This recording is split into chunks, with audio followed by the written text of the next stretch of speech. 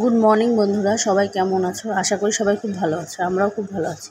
তো অনেক দিন ধরে আমার ছেলের স্কুল বন্ধ ছিল, মানে সামার ভ্যাকেশনের জন্য। তার জন্য আর কি অনেক দিন সকালে ওঠা হয়নি, কিন্তু এই যে আজকে উঠতেই হলো, যেহেতু স্কুল খুলে গেছে।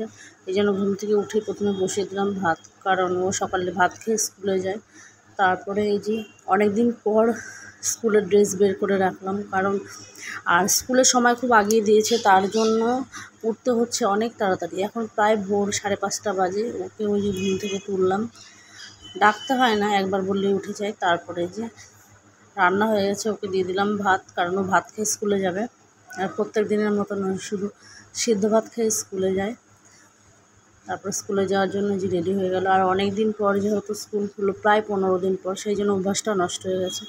এই যে বাসের জন্য বসে আছে, কিন্তু বাস আসেনি। আর আমাদের বাড়ির সামনেটা যেহেতু বাজার লাগে, এত ভিড় থাকে সকালবেলা। সবজি বাজার লাগে যেহেতু, কিষাণ মান্ডি আছে, ওই জন্য স্কুলের বাস এসে গেছে, কিন্তু দাঁড়ানোর জায়গা নেই, এমন অবস্থা। বাসটা কোথায় দাঁড়াবে খুঁজেই পাচ্ছে না, এত ভিড় ছিল। তারপর ওই একটু এগিয়ে গেল, গিয়ে এই যে বাসে চড়লো, কারণ নাহলে বাস এখানে দাঁড়াতে পারছে না, কী করবে, ওই জন্য গেল।